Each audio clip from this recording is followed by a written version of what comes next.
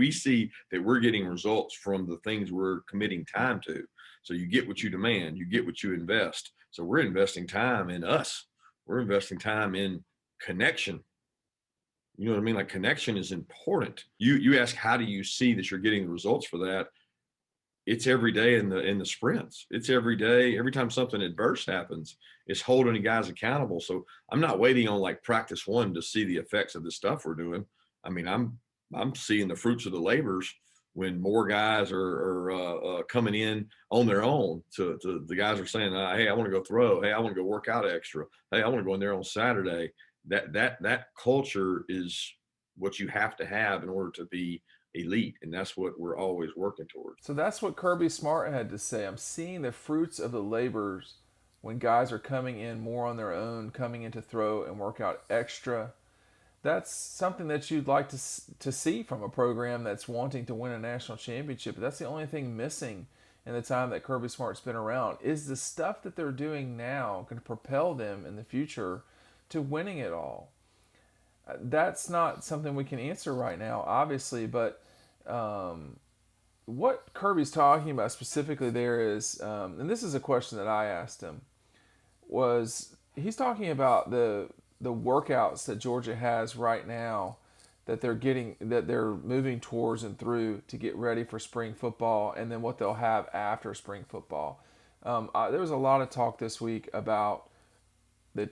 Now they're having a more normal spring. They didn't have that last year, and now they do. Georgia's got a lot of advantages coming into this spring that they didn't have last year heading into 2020. Namely, they didn't know who their quarterback was going to be. They didn't have spring football. They had an offensive coordinator that wasn't there the year before. They had a lot of issues. A lot of people did too. But the way they put it together all at the end is giving a lot of people hope, or making them believe that Georgia's going to be a team to really, challenge for the national championship this season, the SEC East, the SEC championship, and then beyond.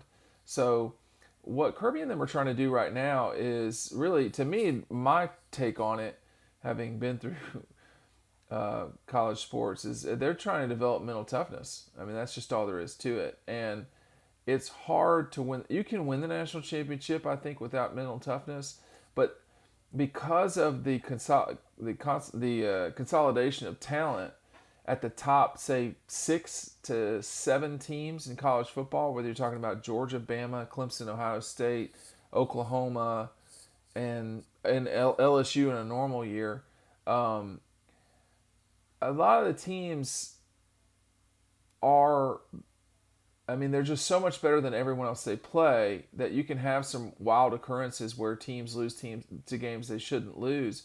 But for the most part, the best teams are going to play the best teams at the end of the season. Um, and mental toughness is what's going to separate folks. Think about it this way. You know, Georgia got up 14-0 on Florida in 2020. They got up. They were, I don't know about in control, but they were certainly in the fight for sure, and had a lead late in the third quarter against Alabama. I would argue that Alabama was, significantly more talented than Georgia, but the mental toughness not to allow a deficit later in a game to bother you, that helped Alabama in that game. I mean, you saw that when they played Florida too. The Alabama, Florida, they just couldn't put Florida away. And every couple of, probably every 6 games, you're going to really be challenged. You're going to have a game where it's tight late. And the coming in and getting more work, that's awesome. I mean, that's something that's good and everything. But really, it's the development of toughness mentally that really I think gets overlooked by fans. It's not something that people talk about very much in the media either, frankly, because most of them have not been athletes.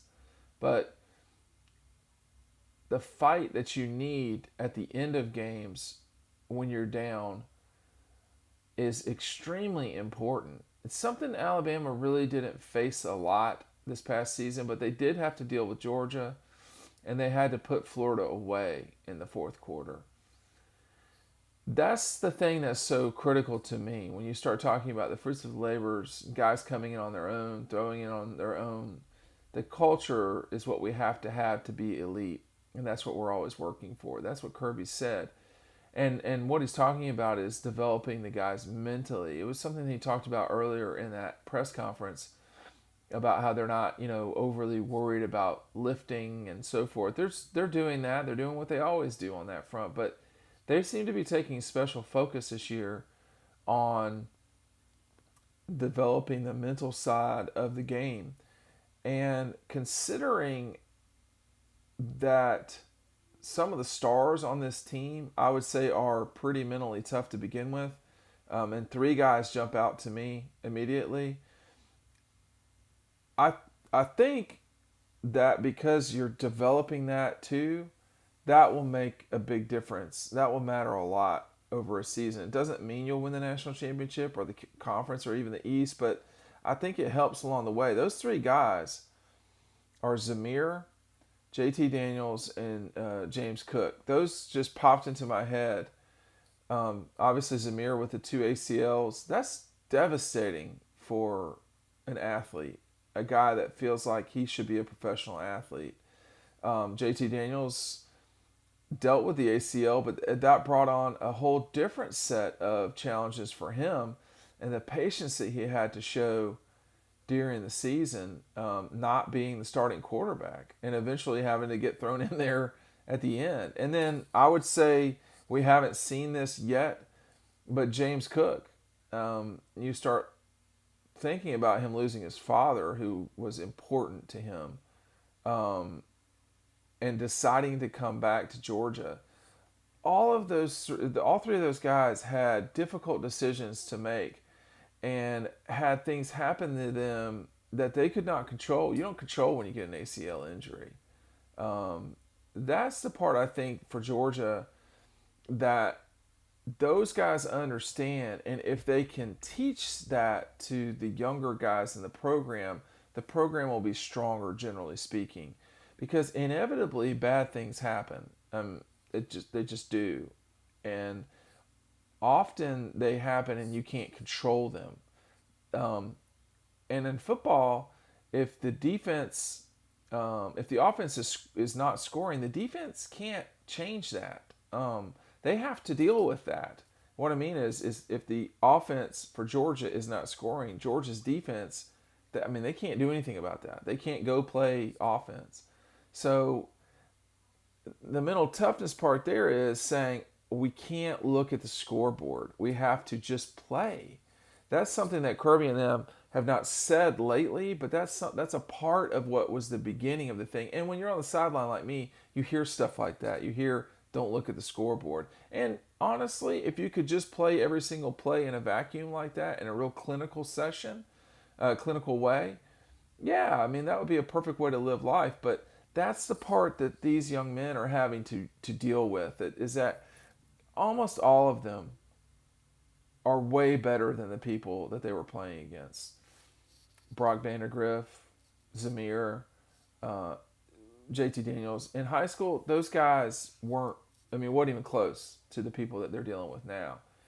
And suddenly, now as a college kid, you're having to relearn things, understand things differently, that things will go bad, that you aren't just going to run down the field, and you can't just save your team with one play. It's more than that. And so Kirby, again, I'm seeing the fruits of the labors when more guys are coming in on their own, coming in to throw and work out extra. That culture is what you have to have in order to be elite. That's what we're always working towards. Well, this is a big start towards a successful 2021. And, I think the first game, I would be surprised if Georgia didn't get down at some stage to Clemson, because just, Clemson's explosive offense. So just because you get down doesn't mean you've lost. And that's the part that's so critical here, is you have to fight every single down. it's not enough to say we have a lead or we're losing and this game is over. That's not what champions do. And I think that's what they're trying to teach at Georgia right now. We're just going to have to see. Let's continue this discussion over on Dog Post. We'll see you over on the website.